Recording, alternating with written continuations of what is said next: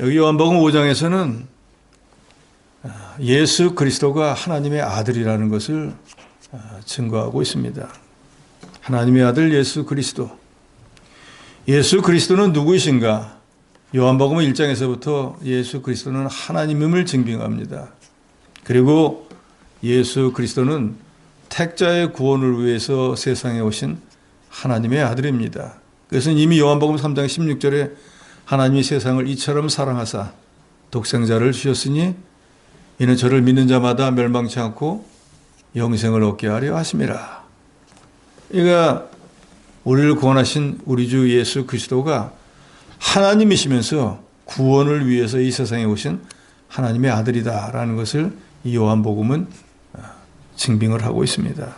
그래서 그 첫 번째 증거로 1절에서 16절까지는 38년 된 병자를 주님이 고치신 이 이적을 기록하고 있습니다.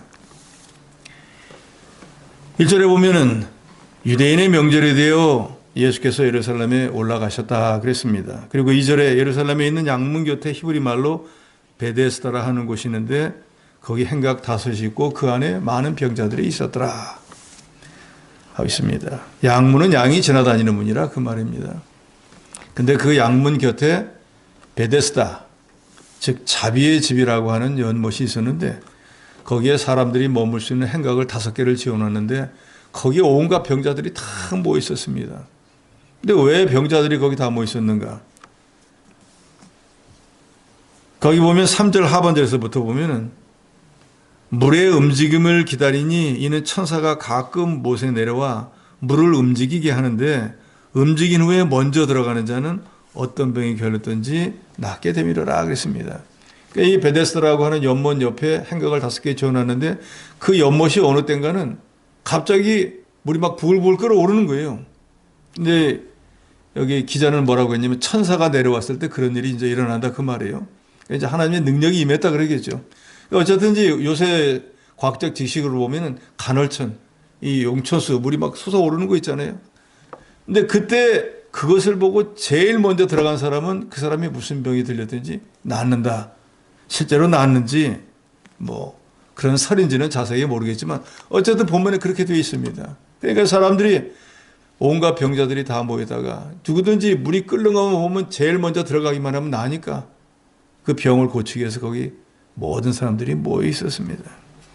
그러다 보니까 사람이 점점 많이 모여서 행각, 요새 같은 누가 같이 생긴 걸 5개나 지어놨으니까 거기 얼마나 사람들이 많았겠어요. 그런데 오늘 본문에 보면은 5절에 거기에 38해 된 병자가 있더라 그랬습니다. 그러니까 38년 동안 병을 앓고 있는 사람도 거기에 와서 병 고침을 받으려고 했습니다. 그러니까 38년 동안 병을 앓았으니까 이 사람 참 얼마나 고생을 많이 했겠어요. 또 38년 동안 병 고치기 위해서 또 돈도 많이 들었겠죠. 여러 용하다는 뭐 의사나 찾아다니고 또 약도 먹었겠죠. 그래도 안 되니까 이제는 어쩔 수가 없이 와서 물이 동할 때 들어가서 병을 고쳐야겠다는 심정으로 왔겠죠. 6절에 보니까 예수께서 그 누운 곳을 보시고 병이 벌써 오랜 줄 아시고 그랬습니다. 그러니까 예수님이 예루살렘의 이 베데스다 연못에 찾아오셨는데 그 중에서 38년 된 병자에게 오셨습니다. 문제는 이 베데스다라고 하는 연못이 그 베데스다라고 하는 이름대로 자비의 연못인데 자비라는 게 뭐예요? 불쌍히 여기서 사랑을 베푸는 거잖아요.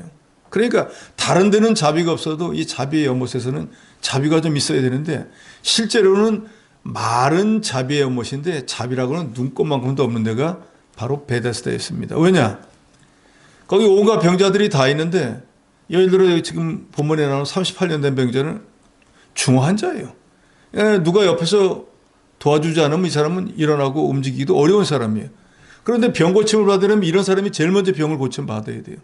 그런데 예를 들어서 물이 부글부글 끓어오르는 거를 38년 된 병자가 봤다. 아, 그럼 내가 제일 먼저 봤으니까 들어가야지 하는데 마음만 들어가지 몸은 못 움직인다 그 말이에요. 그럼 어떤 사람이 들어가겠습니까? 제일 병세가 약한 사람이 빨리 갈 거 아니에요? 빨리 걸을 수도 있고 그 사람이 제일 먼저 들어가 버리는 거예요. 그러니까 실제로 병세가 중한 사람들은 고침을 먼저 받아야 되는데도 불구하고 실제로는 병 고침을 받을 때는 항상 제어가 돼버리는 거예요. 봤어도 들어갈 수가 없으니까.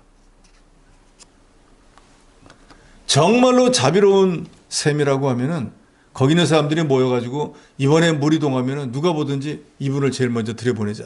그렇게 해야지 자비가 있는 거죠. 그런데 거기는 그런 게 없습니다. 이건 뭘 상징합니까? 이 세상이 바로 말은 베데스다와 같다고 하면서 실제로는 자비라고는 눈꼽만큼도 찾아볼 수 없는 것이 바로 이 세상이에요. 그러잖아요. 약육 강식의 세계잖아요. 강한 자가 약한 자를 막 핍박하고 권세 있는 자가 권세 없는 자를 찍어 눌러서 자기 것으로 빼앗고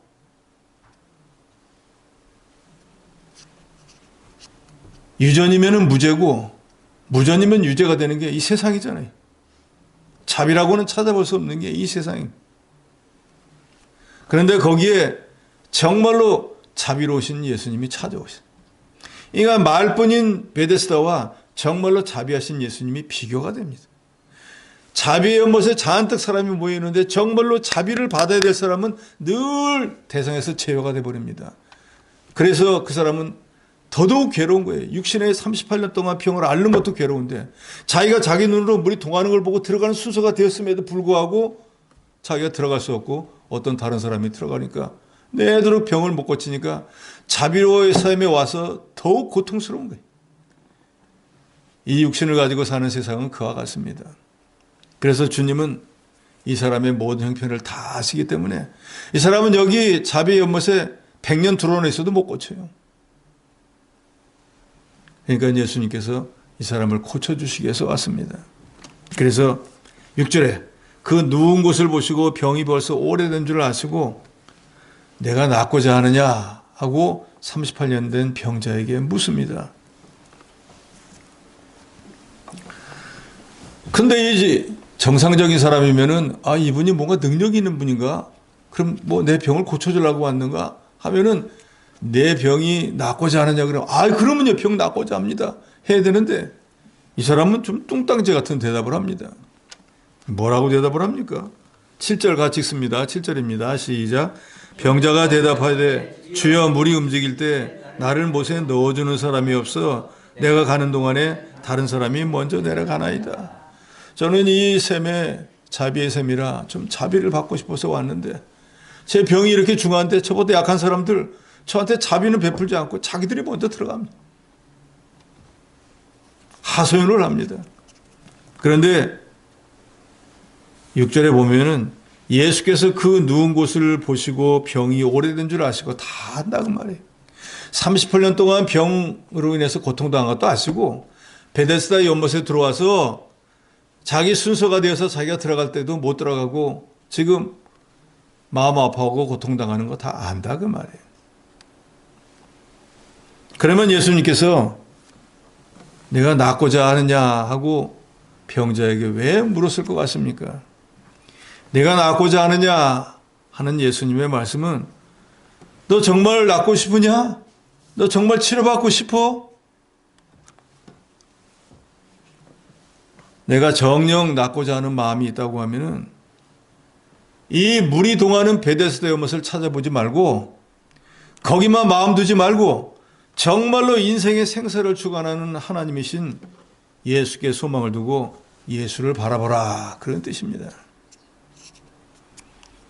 근데 우리가 예수님이 병자들을 치료한 것들을 보면은 대부분 그 병자들이 병이 낫기를 소망하는 마음이 있는 사람들을 찾아가서 또 찾아오지 않았더라도 예수님을 찾아온 사람들이 예수님 만나주지 않아도 간절한 마음을 가지고 막 병을 나아야겠다. 예수님 막 옥설기만 맞아도 나을 거야 하는 최소한 그런 믿음을 가지고 다 찾아와 가지고 예수님의 내 믿음이 너를 구원하였도다. 내 소원대로 되리라. 너 구하는 게 뭐냐? 병 낫기를 원합니다. 내 뜻대로 되리라. 하고 예수님이 대부분 병을 고쳐주잖아요. 근데 이 38년 된 병자는 내가 낫고자 하느냐 할 때 예 주님 제가 낫고자 합니다. 낫기를 원합니다. 하는 것도 아니고 물이 동해서 제가 들어가려고 그러면 다른 사람이 먼저 가서 저는 못 갑니다. 저를 들여버려줄 사람이 없습니다. 뜬금없는 소리를 합니다. 그런데 그 말을 듣고 주님은 6절에 8절에 예수께서 이르시되 일어나 내 자리를 들고 걸어가라 하시니 그 사람이 곧 나와서 자리를 들고 걸어가니라. 그러니까 이 사람은 주님을 하나님으로 제가 인정합니다. 주님 아니면 제 병이 나을 수 없는 거 제가 압니다. 주여 제 병을 고쳐주시옵소서. 이런 간절한 마음이 있는 것도 아니었는데 그럼 이 사람의 병은 왜 그런 마음도 없는데 고쳐졌을까? 약간 좀 의심이 들지 않습니까? 대부분은 그래도 주님을 하나님으로 인정하고 그거 아니라도 병이 낫겠다는 어떤 간절한 소망이 있는 사람을 고쳐주는데 이 사람은 그런 것도 없는데 고쳐주셨어요. 그러니까 하나님이 자비로우신 분이라는 거예요. 다 주님인 줄 알고 소망만 가지고 있는 사람. 그런데 이 38년 병된 병자는 솔직히 이 정도 되면 소망이라는 게 없어요. 그러잖아요. 병을 자기 마음대로 고치려고 고쳐봤지만 안 됐어요. 그래서 자기 마지막 희망은 이 베데스다 연못, 자비의 연못에 와서 그때 한번 어떻게 해가지고 병을 고쳐봐야겠다고 왔는데 와서 보니까 현실은 정반대예요. 내가 세상에서 내 돈 가지고 내 발로 병 고치러 다닐 때보다 여기는 더 험한데요.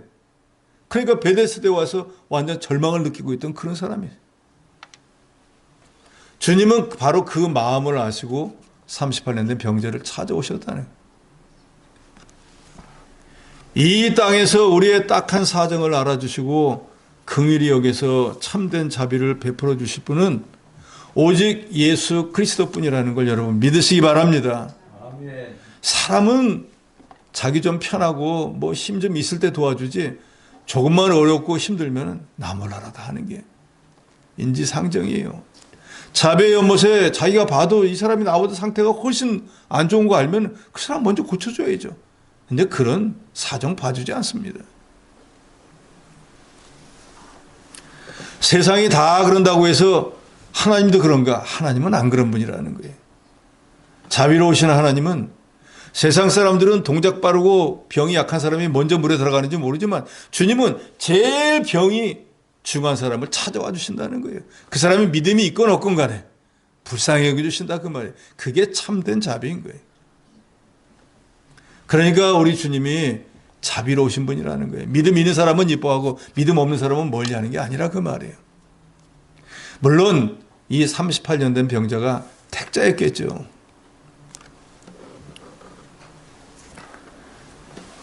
그래서 스펄전 목사님은 이런 말을 했습니다.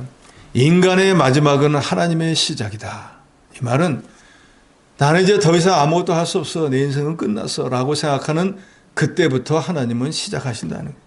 즉 우리가 뭔가를 할 수 있다 하는 마음을 갖고 있으면 하나님은 절대로 그 사람이 역사를 안 해요. 그러니까 우리가 하나님 앞에 뭘 구한다고 할 때도 주여 저는 제 힘으로 못합니다. 저는 아무것도 할 수가 없습니다. 제 마지막입니다. 주님 안 도와주면 저는 끝납니다. 라는 간절한 마음으로 하나님 앞에 기도하고 구해야 된다 그 말이에요. 줄라면 주시고 말라면 말고 뭐 알아서 하세요. 이런 배부른 기도해서는 안 된다는 거예요. 실제로 우리가 구약성경에 신약성경에 주님 앞에 기도해서 구원받은 사람들은 얼마나 간절한 마음을 가지고 기도를 합니까? 왕들도 전쟁에 나가지고 자기가 대적과 싸워서 이길 능력이 없을 때 하나님 앞에 나와서 기도하지 않습니까? 우리는 아무것도 못합니다. 주만 바라봅니다. 그런데 그 사람이 실제 군대가 없어요? 58만이나 군대가 있다고요. 싸울 수 있다고 그러면 2대1이 됐든. 그런데 인간적인 생각으로도 도저히 안 될 것 같으니까 주님 도움을 요청하는 거잖아요. 그러니까 이 스펄전 목사님의 이 말씀 정말로 맞는 것 같아요. 내가 아무것도 할 수 없다, 내 인생이 끝났다라고 생각하는 그때부터 하나님의 역사를 시작하시는 거예요. 즉 그 말은 우리가 하나님 앞에 전적으로 우리 자신을 부인하고 하나님의 도움이 아니면은 저는 아무것도 못합니다 할 그때 하나님께 모든 것을 맡길 때 주님의 역사가 일어난다 그 말이에요. 그런데 지금 현재 이 38년 된 병자의 상태가 바로 그렇다 그 말이에요. 세상에서 아무리 해봤다 안 됐어요. 마지막 자기의 소망은 베데스다 연못에 와서 고치는 건데 여기 와보니까 세상보다 더 실망을 한 거예요. 이 사람은 더 이상 살 소망을 갖지 못했습니다. 그러니까 내가 낫고자 하느냐는데도 낫고자 합니다는 말도 못하는 거예요. 눈에 보이는 것만 가지고 얘기를 하는 거예요. 저 들어가고 싶은데 다른 사람이 먼저 들어가서 제가 못 들어갑니다. 이 사람이 할 수 있는 말은 그것밖에 없는 거예요. 그러니까 주님이 일어나 내 자리를 들고 걸어가라 하니까 이 사람이 무슨 소린가 했는데 다리에 갑자기 힘이 생긴 게 느껴지더라 그 말이에요. 이게 뭔 일인가? 서보니까 서지더라 그 말이에요. 하나님의 역사는 바로 이렇게 일어나는 거예요. 나을 수 없는 병이라고 할지라도 하나님의 말씀이 있으면 낫는 거예요. 그게 히스기야가 그렇잖아요. 하나님이 너 자리를 처치해라, 너 유언해라 했는데 다시 하나님이 연장해 줄게 하면 되는 거예요. 오늘 본문에 38년 된 병자도 자기 힘으로 걸은 게 아닙니다. 주께서 말씀하셨잖아요. 일어나 내 자리를 들고 걸어가라. 제일 먼저는 일어나라는 거예요. 두 번째는 자리를 들으라는 거예요. 그리고 걸어가라는 거예요. 그런데 이 38년 된 병자에게 이 세 가지는 엄청나게 어려운 일이에요. 불가능한 일이라 그 말이에요. 일어날 수도 없고 자리를 들을 수도 없고 걸어갈 수도 없어요. 그런데 주의 말씀이 딱 끝나자마자 일어날 수 있었고 자리를 들을 수 있었고 걸어갈 수 있었다 그 말이에요. 그러니까 우리가 하나님의 말씀만 있으면 무엇이든지 다 되는 줄로 믿어야 되는 거예요.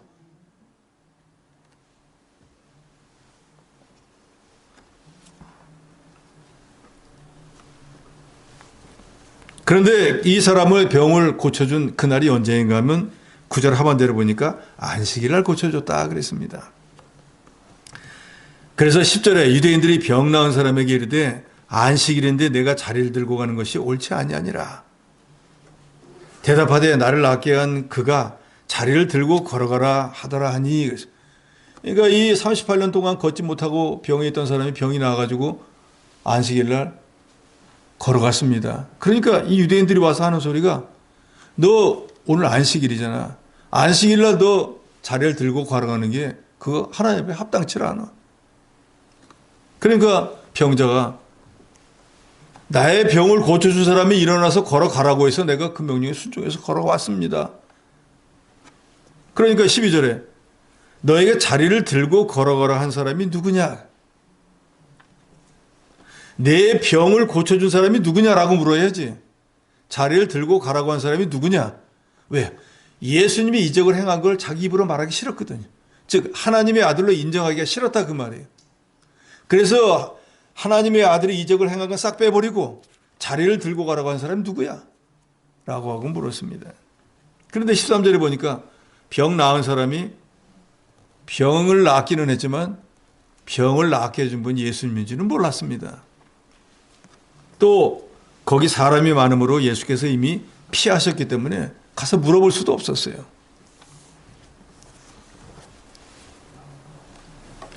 유대인들은 그러면 왜 38년 동안 병을 고침 못 받은 사람이 병을 고쳤으면 야, 이거 하나님이 은혜로 내가 병 고침을 받았구나 하고 하나님께 영광을 돌려야지. 왜 시비를 잡고 예수님을 갖다가 해하려고 꾀를 쓰게 되었습니까? 그것은 유대인들은 안식일에 대해서 개념을 잘못 가지고 있었습니다.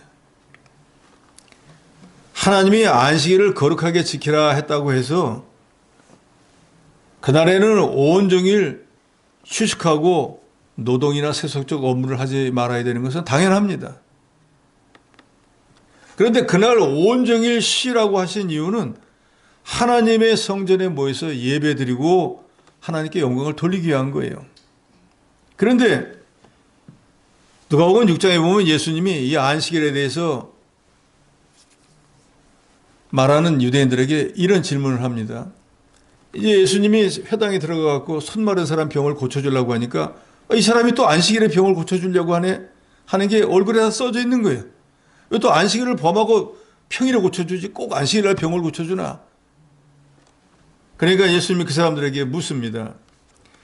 내가 너에게 묻는데 안식일에 선을 행하는 것과 악을 행하는 것, 생명을 구하는 것과 죽이는 것 어느 것이 옳으냐? 라고 물어보니까 대답을 못하는 거예요. 왜? 답이 뻔히 나와 있잖아요. 그런데 예수님이 원하는 대답을 하기 싫으니까. 예수님이 원하는 대답은 뭐예요? 안식일 날 선을 행할 수 있다는 거예요. 생명을 살리는 일을 할 수 있다는 거예요. 그렇지만 반대로 자기 유익을 하고 악을 행하는 일을 하면 안 되는 거예요. 그거는 유대인들도 다 하는 거예요. 아무리 안식일을 거룩하게 지켜도 선을 행하는 일을 할 수 있는 거예요. 병자를 신방하고 예를 들어가지고 불이 나는데 불을 끈다. 해야죠.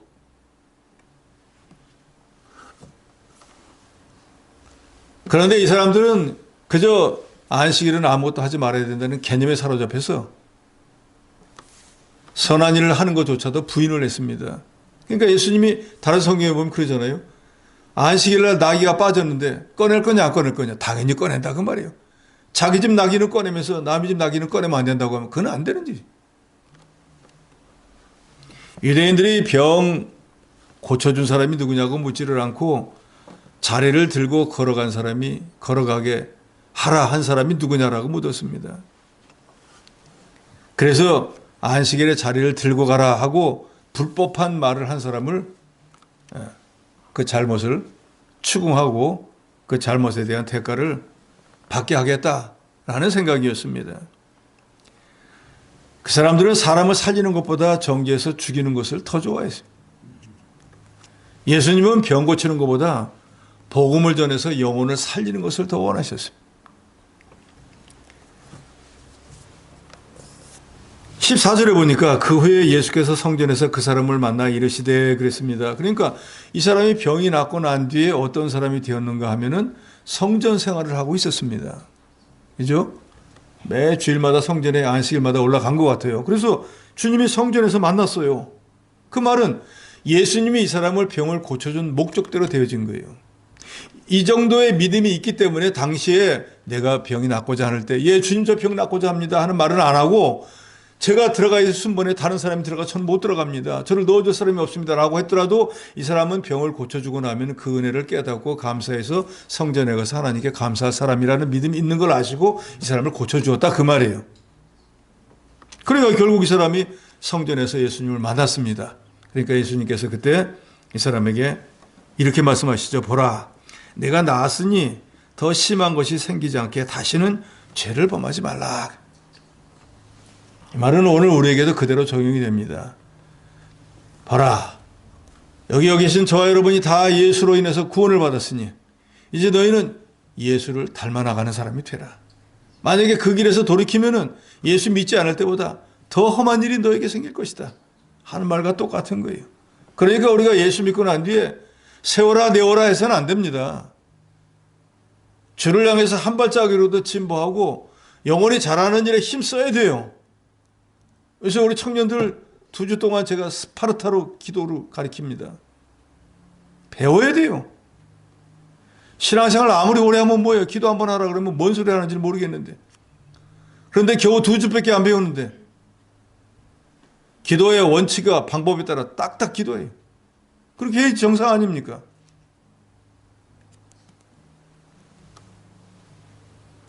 그래서 제가 우스갯소리로 청년들끼리 연합예배를 드리는데 어느 교회 누가 대표 기도하셨는데 뭔 소리인지도 모르고 기도를 한다 그러면 얼마나 우습게 속으로요. 저 사람 뭐 하는 거야? 그래서는 안 된다 그 말이에요. 연합을 한다. 교회 대표가 된 거잖아요. 대표가 되고 기도를 하는데 이야 나도 같은 청년이지만 저렇게 기도를 똑바로 잘할까? 그러면 서로 격려가 되고 서로 도전이 되는데 뭔 소리인지도 모르는 소리를 하면은 얼마나 하찮게 여기겠냐 그 말이에요. 그래서는 안 되거든. 10년 믿은 사람과 20년 믿은 사람은 달라야 돼. 말할 것도 없죠. 교회 직분을 가진 분과 직분을 갖지 않은 사람은 달라야 돼요. 뭐가요? 믿음의 정도가.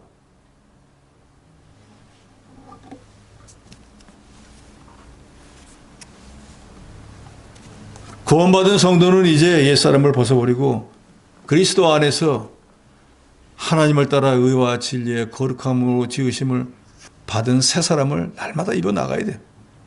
세상에서도 일신, 울신이라는 말이 있잖아요. 날마다 새로워진다 그 말이에요. 우리가 하나님의 말씀으로 자기를 만들어서 날마다 조금씩 새로워지고 영적 진보를 이루어야 됩니다. 그러지 않으면은 본전치기도 안 되는 거예요. 더 나쁜 곳이 올 수 있다는 거예요. 이 신령한 세계도 여기 계신 여러분들도 날마다 천국을 침노에 들어가 보면 거기에 신령한 것을 자기가 체험해 보면 육신의 것과는 비교가 안 됩니다. 육신의 즐거움도 있잖아요. 노래방 가서 노래 불러오면 재밌잖아요. 관광 다니면 재밌잖아요. 그것처럼 이 신령한 일도 남을 위해서 봉사해보고 내 것을 가지고 하나님께 바쳐보기도 하고 이런저런 일을 신령한 일을 해보면 그거에 따르는 즐거움이 엄청나다니까요. 그런 진보가 있어야 된다 그 말이에요. 성전에서 예수님을 만난 뒤에 병 고침을 받은 사람 유대인들에게 가서 이제 알았습니다. 내 병을 고쳐준 분이 바로 이분이구나. 너 이제 구원받았으니까 하나님의 사람으로서 바로 살지 않으면 너 병자 때부터 더 큰 어려움이 있을 거야 하니까 아 이분이 날 고쳐줬구나 하고 알고 난 뒤에는 묵묵부답으로 가만히 있었던 것이 아니라 15절에 유대인들에게 가서 자기를 고친 이는 예수라 아니라 즉 복음을 전했다 그 말이에요. 처음에 유대인들이 물어볼 때는 자기도 얼결에 병을 고침받아서 누군지를 모르고 그분이 가버렸기 때문에 물어볼 수도 없었는데 성전에서 예수님을 만나서 아 이분이 내 병을 고쳐줬구나 하니까 유대인들에게 가고 예수님이 내 병 고쳐줬어 하고 증거했다는 거예요. 오늘 이 시대를 살아가는 저 여러분도 내가 구원받은 은혜 하루하루 살아가면서 이렇게 우리의 육신의 삶을 유지하는 모든 게 하나님의 은혜인 줄 알고 그걸 전하는 사람들이 돼야 됩니다. 그거 입에 올리기를 부끄러워하면 안 된다 그 말이에요. 38년 된 병자가 병 고치고 난 뒤에 누군지를 밝히 알았을 때 굳이 유대인들에게 가서 내 병 예수님이 고쳐서 안 해도 돼요. 그런데 우리는 예수님을 증거할 사명이 저 여러분에게 있습니다. 그런데 그것이 오히려 예수님에게는 화가 되어버리고 말았습니다. 16절에 그러므로 안식일에 이러한 일을 행하신 다음에 유대인들이 예수를 박해하게 된지라. 안식일날 거룩하게 세지 않고 병자들을 고쳐주고 하는 이 사람 이거 율법을 어긴 사람이야 하고 어떻게든지 이 사람을 없애야겠다 하게 돼버리고 말았다고 했습니다. 17절에서 29절까지는 우리 주 예수 그리스도가 성부 하나님으로부터 받은 권세에 대해서 설명을 합니다. 즉 지금 우리가 5장 1절에서 18절까지는 예수님 즉 그리스도가 하나님이시기 때문에 즉 하나님의 아들이기 때문에 그 권세를 가지고 38년 된 병자를 고쳐준 것을 말합니다. 그러니까 육신을 가진 사람이 38년 된 병자를 고친다. 이건 하나님밖에 할 수 없는 일이에요. 그러니까 그리스도가 하나님인 것을 이 이적을 통해서 예수께서 밝히 증명하신 것입니다. 그런데 그 예수님은 그리스도로서 당신이 가지고 있는 모든 권세가 성부 하나님으로부터 받은 것이라는 것을 여기 17절에서 29절에 증거를 하고 있습니다. 19절에 내가 진실로 진실로 너에게 이르노니 아들이 아버지께서 하시는 일을 보지 않고는 아무것도 스스로 할 수 없나니 아버지께서 행하시는 그것을 아들도 그와 같이 행하느니라. 즉 예수님은 내가 하나님 아들이라 아버지를 늘 보고 있어서 지금 세상에 내가 와서 하늘나라에 있을 때 아버지가 하시던 걸 늘 내가 보고 그걸 그대로 하고 있는 거야 라고 말씀하시는 거예요. 그래서 20절에 아버지께서 아들을 사랑하사 자기가 행하시는 것을 다 아들에게 보이시고 또 그보다 더 큰 일을 보이사 너희로 놀랍게 여기게 하시리라. 그러니까 하늘나라에 계실 때 하나님 아버지가 성부 하나님이 성자 예수님에게 하나님이 하시는 일을 다 보이셨어요. 그래서 성자 예수님은 당연히 그걸 다 보았어요. 그리고 예수님에게는 이 세상에 와서 지금까지 하나님이 보인 일보다도 더 큰 일을 할 수 있는 권세도 주셨다는 거예요. 여기서 말하는 더 큰 일은 택자를 구원하고 나중에 세상을 심판하시는 일까지도 예수님에게 맡기셨다는 거예요. 21절에 아버지께서 죽은 자들을 일으켜 살리신 같이 아들도 자기가 원하는 자들을 살리느니라. 이건 바로 택자의 구원을 설명하고 있습니다. 그러니까 창세로부터 구원받기로 예정되어 있는 사람들은 누구든지 예수 그리스도를 통해서 구원하신다는 걸 말씀하는 거예요. 또 22절에는 아버지께서 아무도 심판하지 아니하시고 심판을 다 아들에게 맡기셨으니 이는 모든 사람으로 아버지를 공경하는 것 같이 아들을 공경하게 하려 하심이라. 아들을 공경하지 아니하는 자는 그를 보내신 아버지도 공경하지 아니하느니라. 그러니까 하나님 즉 성부 하나님께서 예수님에게 무엇을 맡겼는가? 첫째는 택자를 구원하는 일, 두 번째는 세상을 심판하는 권세를 맡겼습니다. 그래서 예수님이 말씀하시는 거예요. 너희들은 하나님 아버지를 본 적이 없지. 나는 하나님 아버지와 같이 있다가 온 사람이야. 나는 하나님의 아버지의 아들로서 아버지가 하는 걸 다 보았어.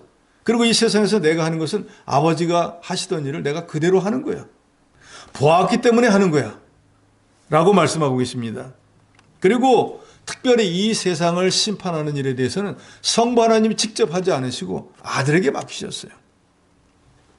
그래서 우리가 잘 알듯이 이 세상이 끝나는 날에 예수께서 천사장의 나팔 소리와 함께 구름을 타고 세상에 오셔서 이 세상을 심판하면 이 세상 끝이 납니다. 근데 그 일은 예수님에게 맡기셨어요.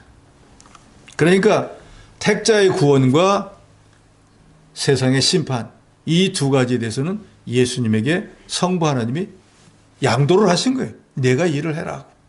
그래서 그 일을 하시기 위해서 예수님이 세상에 오신 거예요. 그래서 그분이 바로 누구인가 하면 그리스도이신데 그분이 바로 하나님의 아들이라는 것을 오늘 본문은 말하고 있습니다. 30절에 보면 내가 아무것도 스스로 할 수 없노라. 듣는 대로 심판하노니 나는 나의 뜻대로 하려 하지 않고 나를 보내신 이의 뜻대로 함으로 내 심판은 의로우니라 그랬습니다. 주님이 심판하시는데 자기 생각대로 하시는 것이 아니고 스스로 할 수 없다라고 하는 것은 하나님 아버지와 똑같은 생각과 똑같은 방법으로 심판하신다는 거예요.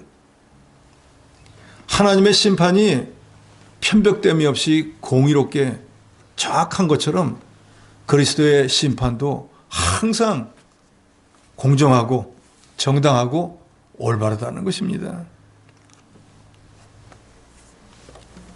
그러면서 31절에 말씀합니다. 내가 만일 나를 위해서 증언하면 내 증인은 참되지 아니하다. 그것은 뭔가 하면은 내가 하나님의 아들이야 라고 하면은 자기가 하나님의 아들이라고 자기 입으로 우기니까 그걸 믿을 수 없다 그 말이에요.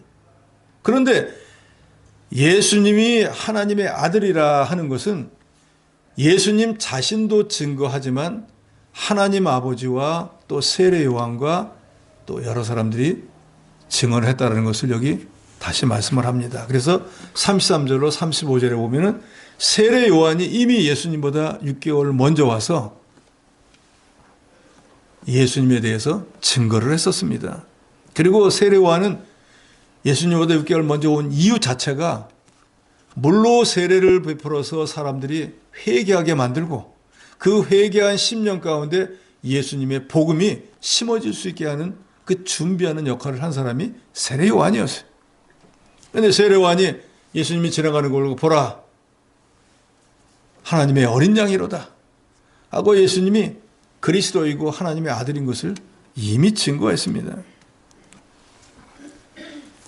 또 여기 요한복음에 지금 우리가 5장까지 상고했지만 예수님이 제일 먼저 가나의 혼인집에 가서 물로 포도주를 만드는 이적을 일으켰습니다. 그것은 하나님이 아니면 불가능한 일이에요.